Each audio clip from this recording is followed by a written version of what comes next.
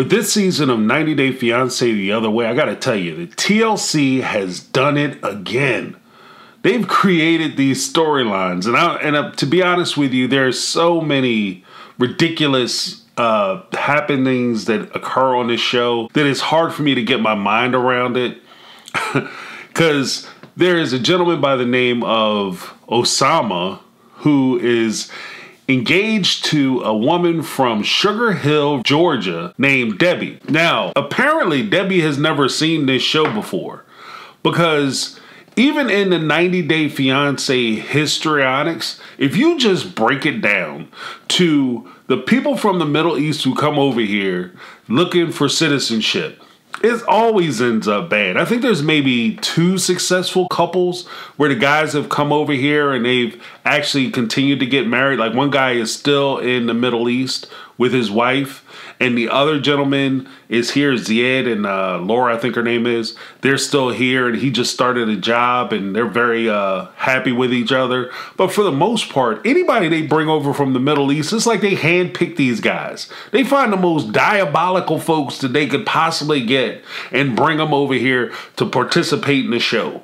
As an example, Hamza and Memphis from just last season's Before the 90 Days. Hamza and Memphis gets married. Hamza's not even here a year before they start acting up and they break up. And Memphis comes out, "I'm pregnant. I've only been with you for like a week and I know it's yours." Even though a month before I got here, I spent a whole 2 weeks at my ex-husband's house. But no, trust me, it's yours. Let's not forget the Other Way's first seasons, Aladdin and Laura, where Laura sold everything she owned and moved over to Tunisia to be with Aladdin. He immediately married her, then divorced her and took everything. Then, of course, you had Muhammad and Danielle. Now, Muhammad and Danielle, I gotta tell you, Muhammad was a character in and of himself. He kind of kicked things off because even when he got over here and he was with Danielle, he refused to kiss her on her wedding day. Then he turns right around and divorces her, tries to move to Miami. For some reason, everybody who gets here wants to move to Miami. I don't understand it. Then, of course, you had Muhammad and Eve. "If you don't want to marry me, you marry me now. If not, I go back home. And if you don't want to sponsor me because I want to get my life started, then I'm going to find somebody else to do it." And then she finds out after she marries him anyway, she finds out that he had a whole girlfriend talking about he wanted to stop babysitting her son, and he was looking forward to divorcing Eve so he could be with this woman that he had just met online or whatever. Like, it's so ridiculous. Like, these people are the quintessential Legion of Doom of the 90 Day Fiance franchise. And when you watch a lot of this silliness, you have to ask yourself, you know, I hear the people say all the time, "Oh, I've given up so much. I've given up my life where I lived. I was so happy where I was. I miss my family, my friends. I want to go home. And I gave all that up to come here to be with you. I don't care about America." They get married, and all of a sudden, America's like, "Well, go on home then." "No, I love this country. You will never get me out of here." And they never want to leave. So that's awesome too. And it just plays into the whole scary foreigner thing. Like, if you're going to do the 90 Day Fiance, here's a pro tip. Just because they're from a foreign country doesn't mean that you have a special get out of divorce free card. You do the normal relationship. You get to know them, you court them, then you date them, then you talk to them, and you develop the relationship in a bond. And as the relationship progresses, one of the final points of your relationship, or the ultimate point or destination for your relationship, is matrimony. Once you have that established relationship, that established connection, then you start talking about getting married. But you don't meet somebody on Tinder and all of a sudden be like, "Oh, you kind of hot. Where you from? Brazil. Yeah, I could treat you like a king. Once I get a week off of the Jiffy Mart, I'm going to come down to your country and fly you up here so that we can be together forever." Like, the ink on the damn passport won't even be dry by the time they want to go back home.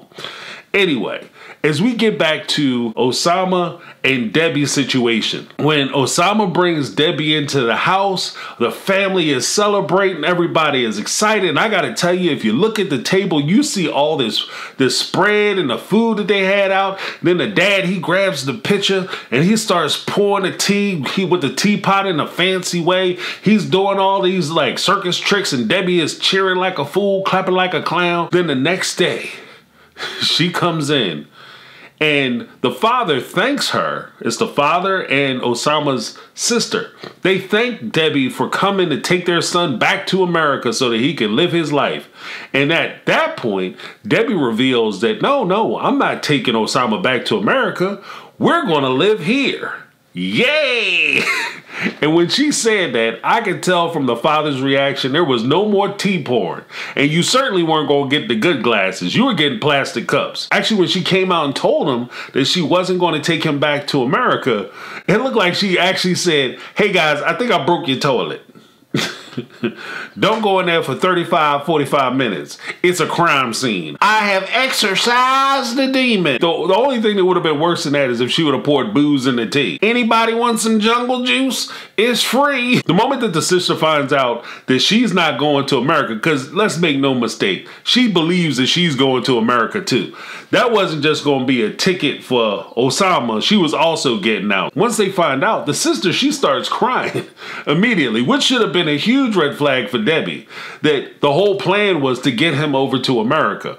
But of course, Debbie isn't picking up on any of these signs. And she's just looking funny. Oh, they just seem a little confused. They're not confused. They know exactly what you did. The bigger hint was after you told them, everybody stopped speaking English. And one of the key things that I noticed that the sister said was, we always said we would move. Last time I checked, these people are Moroccan, they not French. So we said we were always going to move. What was all that we stuff? Osama was supposed to be the only one moving. And that was even a trippy part too when he said, we always said we would move. Lady, y'all don't understand where this woman lives. She doesn't live in Hollywood. She doesn't live in Miami or New York. She lives in Sugar Hill, Georgia. You're going to have some angry neighbors in Sugar Hill, Georgia when a gentleman by the name of Osama moves in next door. Say hi to the neighbors, y'all. Now, it's clear to me that the whole family is in on it. The con is running. This is a family affair. It's almost like the mafia. Because when rubber meets the road, there's no way that this family is going to agree to a boomer marrying their millennial. And technically, I don't even know if he's a millennial. He might be a zillennial. Like, I don't know. This guy is young. Debbie was middle-aged when this guy was born. So I know that the family is not excited about that. With the prospect of no grandchildren, the fact that he's going to have to take care of her as she gets older. She's about a year younger than the father. So as he goes to America and he starts to make money and he starts to build his empire, he would have to be able to take care of his wife instead of being able to take care of his family, which is not what they're looking forward to. Breaking with 90 Day Fiance tradition, they've decided to become way more obvious with what the foreigners or the immigrants are planning when they come to America. Because clearly they didn't think we were smart enough to pick up on many of the clues that were laid out in seasons before. So now, even between Muhammad and Eve's situation and this particular situation with Osama and Debbie, these guys are coming straight out telling them, I'm basically using you to get to America, dummy.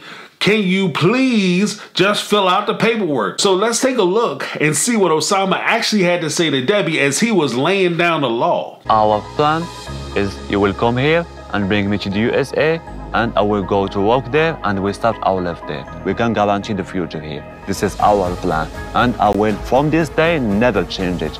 If you don't accept this, we can stop all this. He said, from this day, we will never change it. And we will from this day. Are you crazy? Are you out of your mind? Like this guy, apparently he thinks he's a Moroccan Brad Pitt or something. Like this guy is insane. Like the most famous thing that came out of Morocco was probably, especially in American culture, was probably Casablanca with Humphrey Bogart. This guy thinks he's he's the Moroccan Humphrey Bogart. Here's looking at you, kid. Are you insane? Like, there's no way that this could have possibly worked. And that's part of the reason why I think that this has to be staged. Like, this has to be scripted. Because even if he was clearly taken advantage of, because Americans will go places and be taken advantage of every day. Hell, Americans will be taken advantage by other Americans. It's just the way of the world. But people who take advantage of you typically won't tell you that they're taking advantage of you.